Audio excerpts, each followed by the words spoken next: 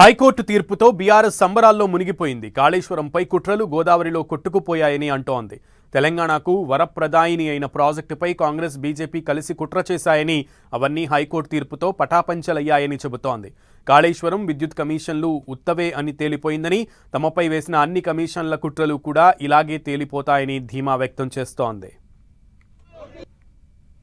కక్షగట్టినట్టుగా ఇవాళ కాంగ్రెస్ పార్టీ ఏదైతే 3 సంవత్సరాలుగా చిల్లర ప్రచారం ఏదైతే చేస్తున్నదో, ఇవాళ ఆ పిట్టల దొరలు ఎవరైతే ఇన్ని రోజులు ఇష్టం వచ్చినట్టు మాట్లాడారో, కాళేశ్వరం కూలేశ్వరం అయింది, కాళేశ్వరం కుంగింది కూలింది అని తిరిగే పిట్టల దొరలకు ఇవాళ మొహం పగిలే విధంగా మరి హైకోర్టు సమాధానం ఇచ్చింది. ఇవాళ కూలింది కాళేశ్వరం కాదు, కేసీఆర్ గారి మీద మీరు చేసిన కుట్రలు, మీ కుటిల ప్రయత్నాలు నేటితో కూలిపోయాయి. కూలింది కాళేశ్వరం కాదు, మీరు నిర్లజ్జగా సిగ్గు విడిచి ఎవరు ఏమనుకుంటారో అని కూడా సోయి లేకుండా చేసిన అబద్ధాలు, ప్రచారం చేసిన అబద్ధాలు ఈరోజు గోదావరి ప్రవాహంలో కొట్టుకొని పోయినాయి. కూలింది కాళేశ్వరం కాదు, కూలింది ఇన్ని రోజులు మీరు మోసపూరిత గారడి ఏదైతే చేశారో అది కూలింది. ఇటు కాంగ్రెస్ ప్రభుత్వం ఈ విషయంలో సుప్రీంకోర్టుకు వెళ్లే ఆలోచనలో ఉంది. దీనిపై సుదీర్ఘంగా మంతనాలు జరుపుతోంది. మరోవైపు బీఆర్ఎస్ సంబరాలకు కౌంటర్ ఇస్తున్నారు కాంగ్రెస్ నేతలు. కాళేశ్వరం ప్రాజెక్టులో అవినీతి జరగలేదని హైకోర్టు ఎక్కడా చెప్పలేదంటున్నారు. కమిషన్ ప్రాసీజర్లోనే ల్యాబ్స్ ఉన్నాయని చెప్పింది, కానీ ఎవరికీ క్లీన్ చిట్ ఇవ్వలేదని అంటోంది కాంగ్రెస్.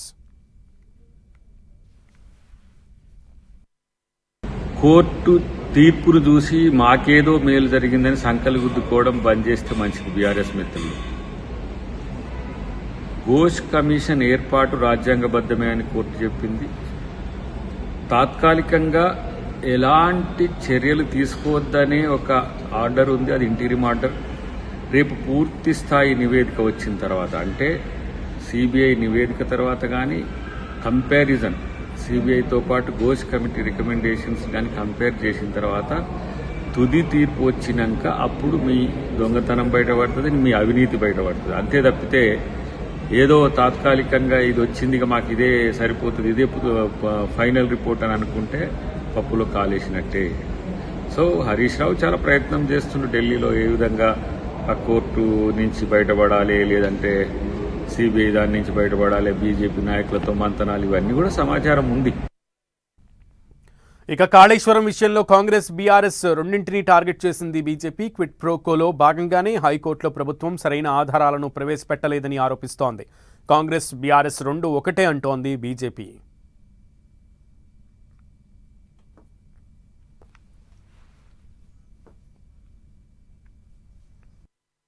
ఒక సుప్రీంకోర్టు రిటైర్డ్ న్యాయమూర్తి ఇచ్చినటువంటి నివేదిక తప్పుల తడకగా ఉందని, నోటీసులు ఇవ్వాల్సిన వాళ్ళందరికీ నోటీసులు ఇవ్వలేదని, కాబట్టి పీసీ ఘోష్ కమిషన్ నివేదిక మీద ఎలాంటి విచారణ జరపొద్దని రాష్ట్ర సర్వోన్నత న్యాయస్థానం ఈరోజు తీర్పిస్తే, అటు కాంగ్రెస్ ఇటు టీఆర్ఎస్ రెండు కూడా దొంగ నాటకాలు ఆడుతూ ఉన్నాయి తప్ప వాస్తవాల్ని ప్రజల ముందు ఉంచడం లేదు.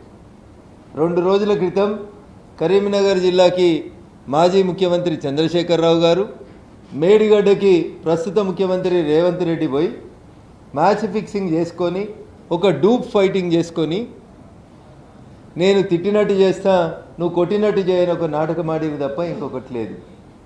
100% పూర్తి స్థాయిలో ఆధారాలతోటి వీరి మధ్యలో ఉన్నటువంటి సంబంధాల పట్ల మాకు ప్రాథమికంగా సమాచారం అందిన తర్వాత మాత్రమే నేను ఈ విషయాన్ని మాట్లాడుతూ ఉన్నాను.